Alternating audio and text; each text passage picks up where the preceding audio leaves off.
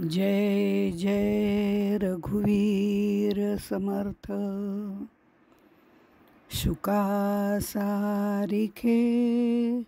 पूर्ण वैराग्य जाचे, वशिष्ठा परी ज्ञान योगेश्वराचे, कवी वाल्मिका सारिका मान्य ऐसा।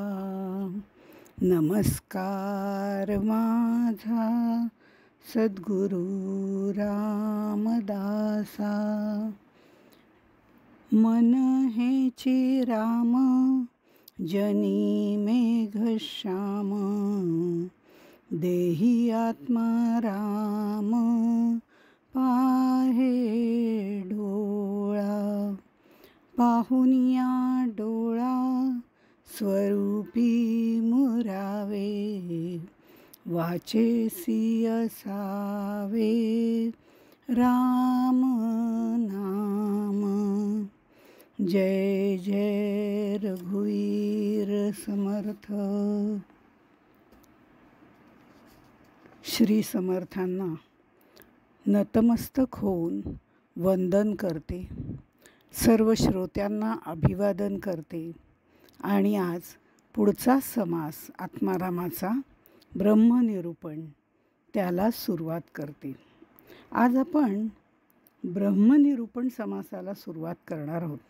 यामध्ये 36 ओव्या आहेत। त्यातल्या पहिल्या भागात समर्थांनी आत्मस्वरूप वर्णन केलेलं आहे आणि दुसऱ्या भागात मायेचा सर्वसामान्य प्रापंचिक माणसावरचा प्रभाव कसा आहे त्याचं वर्णन केलेलं आहे। आत्तापर्यंत समर्थांनी नाशिवंत जे जे आहे ते तू टाकून दे, कशाची आशा धरू नकोस, कशात गुंतून जाऊ नकोस, हे माया निरूपणात सांगितलं आणि संग निसंगातीत हो असंही सांगितलं। तेच धरून पुढे ते असं म्हणतात, संगती तुका नाशिवंत, सांडून रहावे निवांत, एकपणाचाही अंत, झालिया समाधान श्रीराम। एकपणाचा उमस, काढिता त्रिपुटी सावकाश, होत आहे म्हणून ध्यास, एकपणाचा नसो श्रीराम। संगती तुका नाशिवंत। हा संग कशामुळे जडतो? जीवाच्या ठिकाणी मनासहित 10 इंद्रिय आहेत, म्हणजे 10 इंद्रिय आणि 11वं मन, असं मनासहित 10 इंद्रिय आहेत। मनाचा आणि त्यात इंद्रियांचा इतका निकटचा संबंध आहे की मनाच्या तालावर बेभान नाचणाऱ्या इंद्रियांमुळे मी माझे हा द्वैतभाव निर्माण होतो आणि सर्व इंद्रिय कुठेतरी विषयांचा संग धरण्याची ओढ निर्माण करतात, केवळ मनाच्या सहाय्याने। त्यामुळे मीपणाची जाणीव वाढत जाते आणि बाह्य विषयांचा संग जडतो। 10 इंद्रिय एक वेळ आवरणं सोपं आहे, पण ते 11वं जे मन आहे ना, ते आवरत नाही आणि ते आवरणं फार अवघड आहे। संग म्हणजे विषयांचा संग। शब्द, स्पर्श, रूप, रस, गंध हे 5 विषय। त्या विषयांच्या आसक्तीचा त्याग करायचा आहे। ते विषय नाशिवंत आहेत, त्यांचा संगही नाशिवंतच आहे। तो आपल्याला मनोनिग्रह आणि इंद्रिय निग्रहाने सोडता येतो, म्हणजे साधन चतुष्टयापैकी शम दम यांनी। तो सोडला म्हणजे आम्ही काय म्हणतो, मी मनावर नियंत्रण ठेवलं, इंद्रियांवर नियंत्रण ठेवलं आणि हे सगळ्याला आवरून धरलं आणि मग मी म्हणते काय, मी संग सोडला। मी संग सोडला म्हणजे मी राहतोच, त्या मीचा अंत त्या एकाचा अंत म्हणजे एकांत. सगळ्याला आहे अंत परी एकची आहे अनंत. त्या एकाला धरायचं हे बरोबर आहे, पण इथे एकाचा अंत करायला सांगितलं आहे. कसा सांगितलं आहे? एकपणाचाही अंत झाली या समाधान. म्हणून इथे जो अर्थ आहे तो मीचा संग सोडला तरी मी संग सोडला, मी संग सोडला, मी त्याच्यासाठी असं केलं, मी त्याच्यासाठी तसं केलं, हा मी मात्र सतत राहतोच. त्या मीचा अंत करणं, त्याग करणं म्हणजे सर्व संग परित्याग, निस्संगत्व. संग म्हणजे विषयांचा संग आणि निस्संग म्हणजे त्या मीपणाचा सुद्धा अंत करणं. ही पुढची पायरी आहे. त्यात लोकेशणा, वित्तेषणा, दारेषणा सगळं आलंच. मीच्या जाणीवेचा त्याग केल्यावरच पूर्ण समाधान मिळते. कारण मीचा त्याग केला, मी त्याग केला, मी त्याग केला, यात त्रिपुटी आली. मी संग सोडला, यात करता आला, अहंकार आला, माझं कार्य आलं, आसक्ती सोडणारा मी आला, सोडण्याची केलेली क्रिया आली. सगळ्यात मीपणा आहे. म्हणजे मी या एकपणाचा ध्यास, तो म्हणून ध्यास एकपणाचा नसो. समर्थ म्हणतात, एकांती नाजूक कारभार तेथे असावे खबरदार. हा एकांती मी सोडणं फार अवघड असतं. त्याचा जेव्हा नाश होतो, मी केलंचा, त्यावेळेला निस्संगत्व निर्माण होतं. आणि एकांती नाजूक कारभार तिथे आपण मी पण नाही, कोणीच नाही. मग त्यावेळेला कोण येतं? सगळ्यास आहे अंत परी एकची आहे अनंत. त्या एकाला धरायचं आहे, स्वस्वरूपाला, आत्मारामाला. ते आपलं स्वरूप आहे. इथे या सगळ्यामध्ये वैराग्याचा सुद्धा अहंकार आहे, हे आपण बघितलं. असं अहंकारयुक्त वैराग्य उपयोगाचं नाही.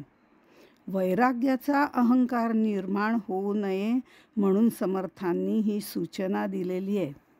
मीच्या जाणीवेचा त्याग केला म्हणजे ब्रह्म प्राप्त होतं. मी ब्रह्म आहे ही सुद्धा जाणीवच आहे. आणि ती जाणीवसुद्धा नाहीशी होणे म्हणजे स्वस्वरूप आहे. अनुभूतीची जाणीवसुद्धा नाशिवंत आहे. ज्ञान विज्ञान मुराले असं जे म्हटलेलं आहे ते त्यासाठी. कारण अनुभूतीची जाणीवसुद्धा नाशिवंत आहे. म्हणून फक्त विषय त्याग नाही, जाणीवेचा, अनुभूतीचा त्याग करणं, मीपणाचा त्याग करणं म्हणजे संग निसंगातीत होणं. उमस म्हणजे उगम, आवेग. हा अहमचा जो आवेग आहे ना, तो आवरता आला पाहिजे. एकपणाचा उमस म्हणजे अहमचा उमस काढिता त्रिपुटी सावकाश. कारण तिथे त्रिपुटी आली, आपण आत्ता बघितलं त्याप्रमाणे. म्हणून तेच एकपणाचा सुद्धा ध्यास नको असं त्यांनी म्हटलंय. हे एकांती नाजूक कारभार म्हणजे दोन्ही बाजूनी समर्थांनी आपल्याला सांगितलं आहे.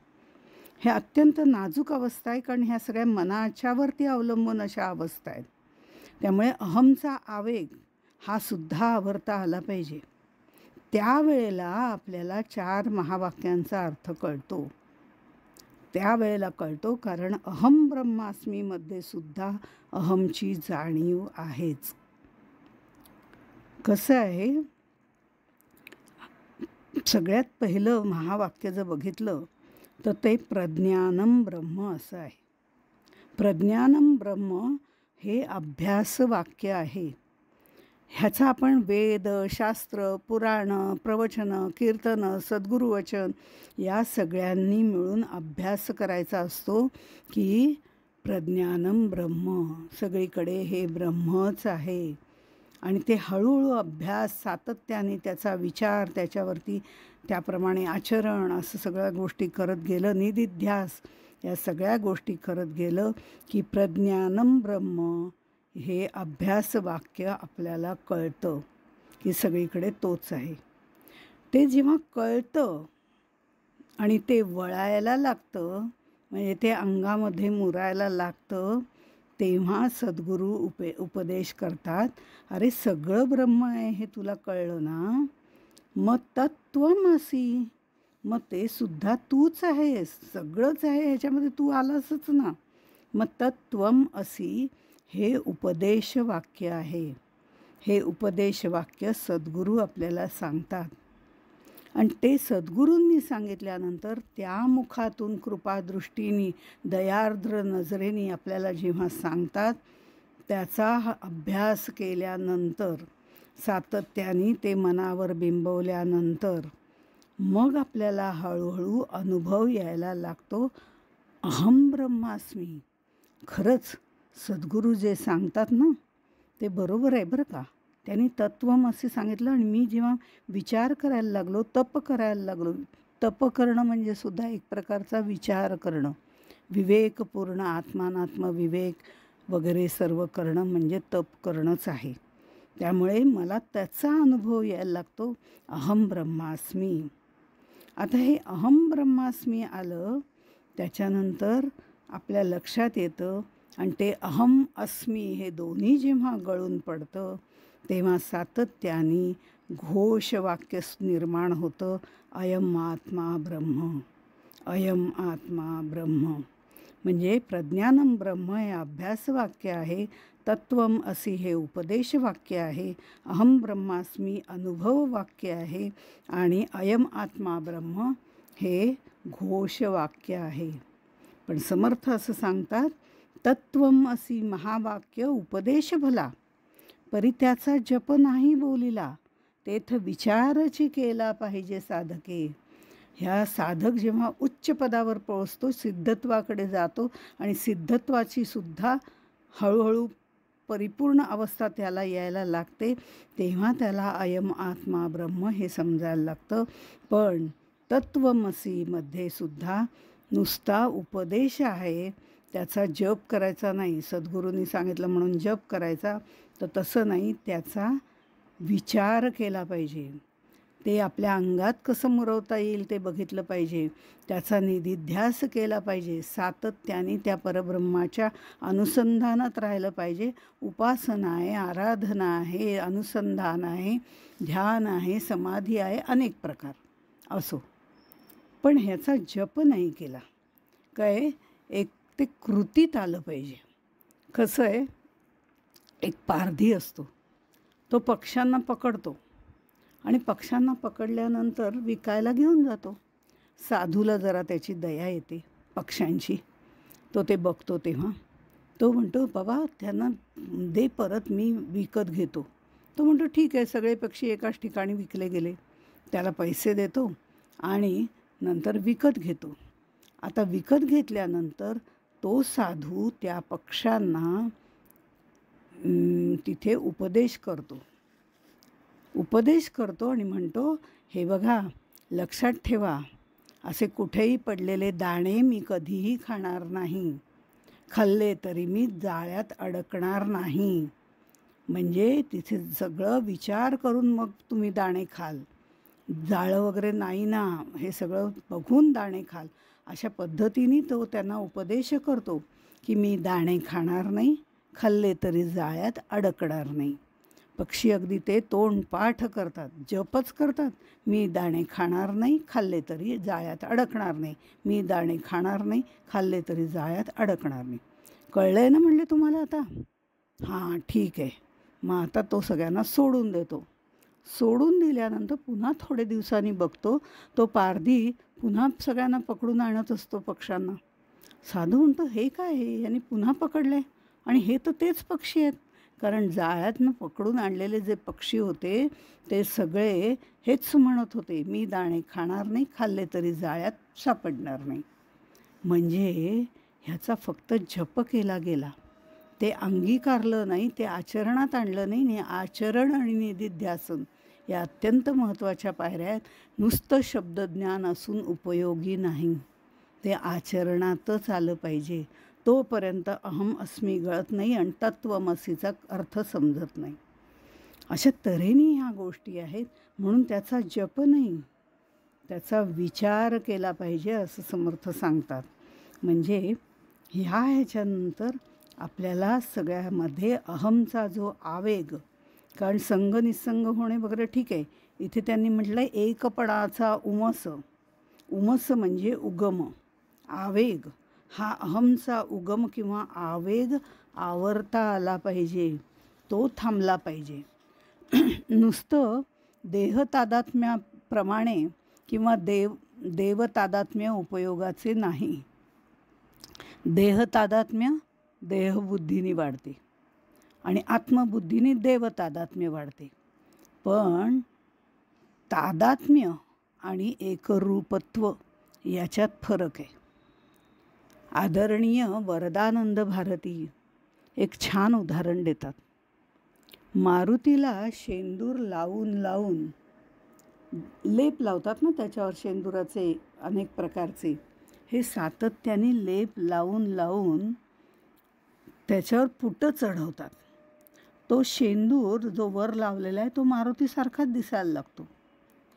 पण केव्हा तरी लेप त्याच्याच भाराने खाली पडतो, कवच वेगळं होतं, लिंपलेला असतो तो तेवढ्यापुरता एकजीव वाटतो.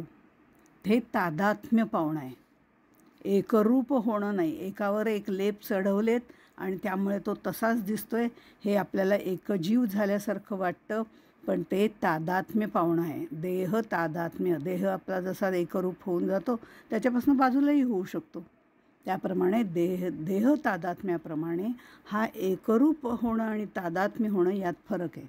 मग एकरूप होणे म्हणजे काय? स्वतंत्र अस्तित्वच नाही. एक तू एक तू एक तू विठ्ठला, नदी सागरा मिळाली, कुठे त्याचं अस्तित्व वेगळं काढता येते? अगदी नदी वाहत असताना खूप मोठं अस्तित्व आहे तिला, तिचे किनारे असे, ती अवखळ आहे का शांत आहे का, तिचं पाणी गोड आहे काय वगैरे वगैरे, हे सगळी तिची स्वतंत्र अस्तित्व आहेत. पण समुद्राला मिळाल्यानंतर त्यातलं एक कणभर पाणी त्या नदीतलं काढा हो, तर नाही होत, कारण ते एकरूप पावलेलं असतं. एकरूप पावणं म्हणजे स्वतंत्र अस्तित्वच नसतं. जेव्हा अहमची जाणीव नष्ट होते त्यावेळेला एक तू विठ्ठला ही भावना किंवा मजविण तू मज दे रे राम ही भावना निर्माण होऊन एकपणाचा उगम उमस, अहमचा उगमच बंद करून टाकते. मी राहतच नाही. परब्रह्मामध्ये मिसळून जाणं म्हणजे एकरूपत्व, असं म्हटलेलं आहे समर्थांनी. तादात्म्य वेगळं आणि एकरूपत्व वेगळं. पुढे समर्थ म्हणतात, तो मी आत्मा ऐसा हे तू, हे नाशिवंत टाकी तू, उन्मनी अवस्थेचा प्रांतू, ते तुझे स्वरूप श्रीराम. ऐसा जो अनुभव आला, तोही नाशिवंतामध्ये आला, अनुभवा वेगळा राहिला, तो तू आत्मा श्रीराम. उन्मनी अवस्थेचा प्रांतू ते तुझे स्वरूप ही पूर्ण आत्मारामातली महत्त्वाची आणि गूढार्थ असणारी ओवी आहे. संग निसंग झालं, आता पुढे जाऊन मी आत्मा आहे, मी ब्रह्म आहे ही जाणीव पण राहते ना. अहम ब्रह्मास्मी तत्त्वमसी कळलं, आता अहम ब्रह्मास्मी, मी ब्रह्म आहे हेही जाणीव आहे. इथंही अहम अस्मी ही जाणीव राहते. जसा साधक अवस्थेतून सिद्धावस्थेत जाताना सिद्धींचा अहंकार निर्माण होतो, तसंच तुर्यावस्थेमध्ये मी ब्रह्म आहे हे मी पण राहतच. साऱ्या चित्तवृत्तींसह जाणीवेसह मन ब्रह्मात विलीन होणं ही खरी उन्मत्ती अवस्था आहे. उन्मनी अवस्थेचा प्रांतू ते तुझे स्वरूप, तेच आत्मतत्व आहे, तेच तुझे स्वरूप आहे. उद म्हणजे ऊर्ध्व, वरती. मनस म्हणजे मन, मनाची ऊर्ध्व अवस्था. उद आसीन, अत्यंत उंच पातळीवर जाऊन बसलेला, असं जसं म्हणतात उदासीन, तसं उन्मन ही मनाची ऊर्ध्व अवस्था आहे, पूर्णावस्था आहे. उपनिषदांमध्ये किंवा आपल्या दासबोधांमध्ये मनाच्या 4 अवस्था सांगितलेल्या आहेत. जागृती, स्वप्न, सुषुप्ती आणि तुर्या. त्यातल्या पहिल्या 3 अज्ञानाच्या आहेत आणि तुर्या अवस्था ज्ञानाची आहे. पण तरी ती द्वैताची अवस्था आहे आणि द्वैताची अवस्था मायेमध्येच येते. जाणे ब्रह्म जाणे माया ते एक जाणावी तुर्या, सर्व जाणे म्हणून या सर्व साक्षिणी, असं 7व्या दशकात म्हटलेलं आहे. तुर्या अवस्था म्हणजे काय आहे? जागृती, स्वप्न, सुषुप्ती आपल्याला सर्वांना पाठ आहे, माहितीच आहे. आणि आता इथे तुर्या अवस्था म्हणजे नक्की काय आहे? तर खरं म्हणजे माया आणि ब्रह्म यांच्यामधल्या एका लाईनवर, त्या बॉर्डर लाईनवर आपण उभं असणं म्हणजे तुर्या अवस्था. एक लाईन आखली आहे, त्या लाईनच्या एक उदाहरण देते. उजव्या बाजूला ब्रह्म आणि डाव्या बाजूला माया आणि आपण त्या लाईनवर आहोत. आता या लाईनवर असताना मी उजव्या बाजूला झुकले तर मला परब्रह्माचा आनंद घेता येतो. मी ब्रह्म आहे हा अनुभव घेताना मी ब्रह्म आहे ही सूक्ष्म जाणीव तिथे असते. आणि ती अवस्था संपत आली किंवा मीची हळूहळू संपत आली म्हणजे ही जी अनुभव घेण्याची अवस्था आहे ती संपत आली म्हणजे पुन्हा आपण त्या लाईनवर येतो. आणि जर डाव्या बाजूला बघितलं तर आपल्याला सर्वत्र माया दिसते. म्हणजे ह्या तुर्या अवस्थेमध्ये आपण जिथे जाऊ, आपलं मन जिथे जाईल त्याप्रमाणे आपल्याला तुर्या अवस्था उपभोगता येते. एका बाजूला माया, एका बाजूला ब्रह्म, या दोन्हीचा अनुभव घेता येतो. तिला सर्व साक्षिणी अवस्था असं म्हणतात. दासबोधामध्ये समर्थ सांगतात, ज्ञान म्हणजे अद्वैत, तुर्या म्हणजे प्रत्यक्ष द्वैत. तुर्येत द्वैतच आहे, पण तुर्येची परिपक्वता, उच्च अवस्था म्हणजे उन्मनी अवस्था आहे. तिथे भिन्नता नाही, ते स्वस्वरूप आहे. तिथे एकरूपता आहे. तिथे मीची, अहमची सूक्ष्म जाणीवसुद्धा मावळलेली असते. म्हणून ते तुझे स्वरूप असं म्हटलेलं आहे. अत्यंत शुद्ध आणि पवित्र आहे. पण म्हणून जागृती, स्वप्न, सुषुप्ती, तुर्या आणि उन्मनी अशा 5 अवस्था म्हणत नाहीत. 4च अवस्था सांगितल्या जातात. तुर्या अवस्थेत सविकल्प निर्विकल्प समाधी येते. पण ते ऐसा जो अनुभव आला तोही नाशिवंतामध्ये आला. तुर्या अवस्थेतला अनुभव, मला समाधी लागली होती, मी ब्रह्माचा अनुभव घेतला, मी ब्रह्माचं दर्शन घेतलं, हे सुद्धा नाशिवंतामध्ये आहे. अनुभवा वेगळा राहिला तर तू आत्मा. हा जरी संबंध तुर्येशी असला तरी अहमची सूक्ष्म भावना, जाणीव ही सुद्धा नाशिवंत आहे. मला ब्रह्मज्ञान झाले म्हणणाऱ्याला ब्रह्मज्ञान झालेले नाही. कारण मला ब्रह्मज्ञान झाले यामध्ये त्रिपुटी आली, द्वैत आलं. तो अनुभवसुद्धा नाशिवंतच आहे. कसं असतं, आम्ही पंढरपूरला गेले होते आणि पंढरपूरला गेल्यावर देवाचं दर्शन घ्यावं ना, त्याच्या पायावरती डोकं ठेवावं आणि त्याच्याशी एकरूप व्हावं. पण मी एकरूप होतच नाही.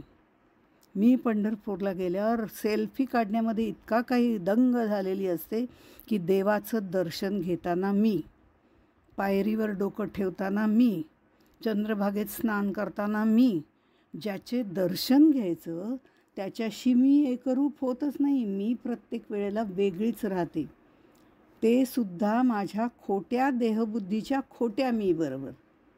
परमार्थात ज्याचा अनुभव घ्यायचा त्याच्याशी एकरूप व्हावं लागतं.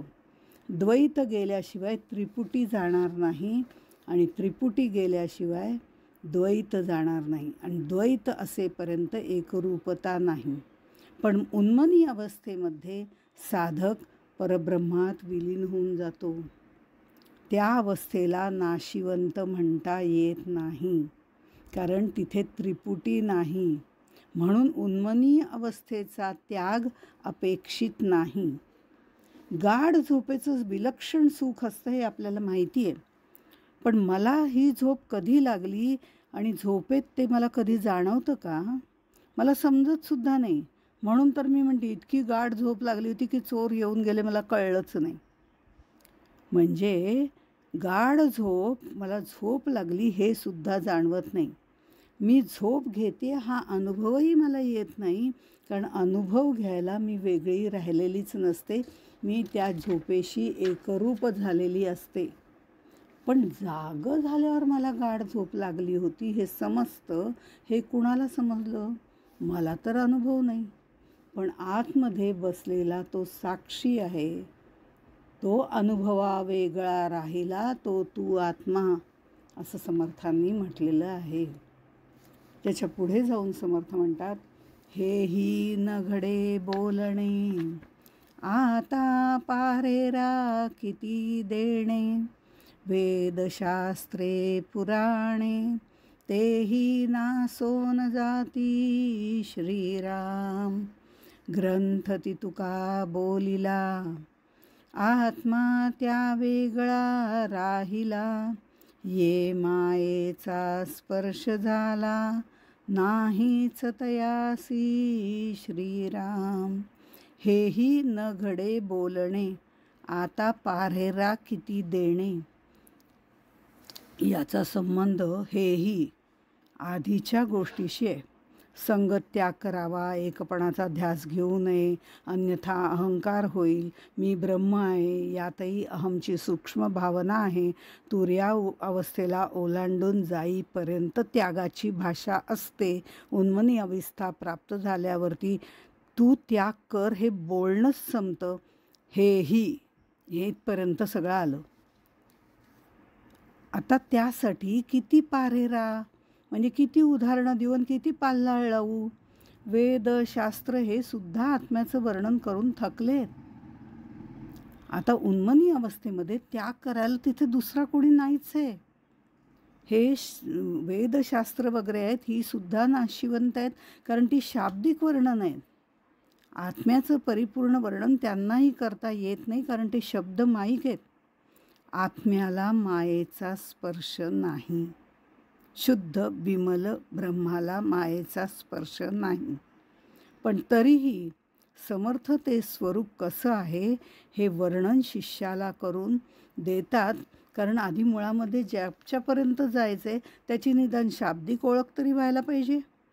जेव्हा शाब्दिक एखादा माणूस, आपण समजा एअरपोर्टवरती गेलो आणि एअरपोर्टवरती जाताना परदेशातून एक कोणतरी यायचं आहे, आपल्याला त्याचं काहीच माहिती नाही आहे खरं म्हणजे, पण त्याला रिसीव करायला जायचं आहे. अशा वेळेला पाटी घेऊन जातात.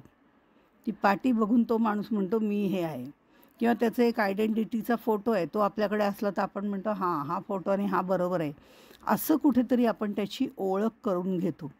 शाब्दिक ओळख आपल्याजवळ असते, त्याची पाटी आपल्याजवळ असते, त्याचा फोटो आपल्याजवळ असतो, कुणीतरी त्याचं नाव गाव पत्ता सांगितलेलं असतं. ही शाब्दिक ओळख असते. पण प्रत्यक्ष ओळख आपल्याला परब्रह्माची एकरूप झाल्यावरच करावी लागते. पण प्रत्यक्ष ओळख करताना त्याच्याशी एकरूप झाल्यावर आपण वेगळे उरतच नाही. पण शाब्दिक ओळख तर करून घेऊ. म्हणून समर्थ म्हणतात, स्वरूप निर्मळ आणि निघोट, स्वरूप सेवटाचा सेवट, जिकडे पाहावे तिकडे नीट, सन्मुखची आहे श्रीराम. जे बहु दुरीच्या दुरी, जे निकटची जवळी अंतरी, दुरी आणि अभ्यंतरी, संदेहची नाही श्रीराम. स्वस्वरूप निर्मल आहे, विमल आहे. पाप पुण्य त्रिगुण याचा मळ त्याला नाही. त्याला मळ नाही म्हणून ईश उपनिषदामध्ये अपापविध असं म्हटलेलं आहे. अपापविद्ध असं म्हटलेलं आहे. ज्याच्यात किलमिश नाही, भेसळ नाही, अतिशय शुद्ध आहे. निघोट म्हणजे परिपूर्ण आहे. आणि तेच आमचं अंतिम ध्येय आहे, लास्ट डेस्टिनेशन आहे. स्थूल संदर्भाने वर्णन करताना ब्रह्मवस्तू ही दूर आहे असंही म्हटलं जातं आणि ते जवळी आहे असंही म्हटलं जातं. ईशावास्य उपनिषदात असंच म्हटलेलं आहे, तत् एजती तद न एजती, तद दूरे तद उ अंतिके. अशी ईश्वराची व्यापकता 5व्या मंत्रात सांगितलेली आहे. आता हे तत् हे त्या तत्वासाठी म्हटलेलं आहे. ते खूप दूर आहे, पण ते खूप दूर आहे तसं ते आपल्यात पण आहे ना. म्हणजे ते अगदी जवळ पण आहे, पण तरी ते दिसत नाही ना. कारण जशी खूप दूरची वस्तू आपल्याला दिसत नाही, तशी एखादी वस्तू आपल्या डोळ्याच्या अगदी जवळ धरली तरीही दिसत नाही. प्रयोग करून बघावा. वस्तू दिसण्यासाठी वस्तू आणि डोळे यांच्यात थोडंसं अंतर असावंच लागतं. तसंच परब्रह्माचं आहे. ते दूर आहे म्हणून दिसत नाही हे ठीक आहे, पण ते जवळ आहे तरीही दिसत नाही. मग का बरं दिसत नाही? असा जेव्हा प्रश्न आला त्यावेळेला एक उदाहरण देते. ते असं आहे, एक फकीर असतो. तो फकीर बसलेला असतो, तिथेच एक साधू येतो आणि तो साधूही बसतो. फकीर आणि साधूला विचारलं की अरे ते ब्रह्म का काय तुमच्याकडे म्हणतात ते खूप जवळ आहे तरी दिसत नाही. लांब आहे म्हणून दिसत नाही हे पटलं मला, पण जवळ आहे म्हणून दिसत नाही हे कसं काय? जवळ असेल तर आपल्याला दिसायला पाहिजे. तेव्हा साधू म्हणाला, ते तुमच्याकडे सुरमा आहे का डोळ्यात घालतात तो? हो हो आहे ना. कारण ते लोक सुरमा घालतात फकीर डोळ्यामध्ये. सुरमा तो काढतो, त्याला एक विशिष्ट प्रकारची काडी असते, त्यावर तो लावतो आणि ती लावल्यानंतर म्हणतो हा सुरमा आहे तो दिसतोय तुला? तो म्हणतो म्हणजे काय दिसतोय ना मला. आणखीन जवळ नेला, दिसतोय तुला? हो दिसतोय ना. खूप जवळ नेला, तेव्हा स्पष्ट दिसतोय. पण नाही आता अस्पष्ट दिसायला लागला. नंतर साधूनी तो त्याच्या डोळ्यातच घातला. म्हणाला आता दिसतोय? त्यावर तो म्हणला आता कसा दिसेल, तो तुम्ही माझ्या डोळ्यात घातला ना. अरे तसंच परब्रह्म आहे, जे आमच्या आतच आहे, पण आत असल्यामुळे आम्हाला ते दिसत नाही. आपल्याला ठराविक अंतरावरच्या गोष्टी दिसतात, पण आपल्या आतल्या गोष्टी दिसत नाहीत. आणि त्या कशा दिसत नाहीत याचं विवरण आपण उद्या बघूया आणि मग पुढच्या ब्रह्मतत्वाकडे वळूया. तोपर्यंत इथेच थांबू. जय जय रघुवीर समर्थ.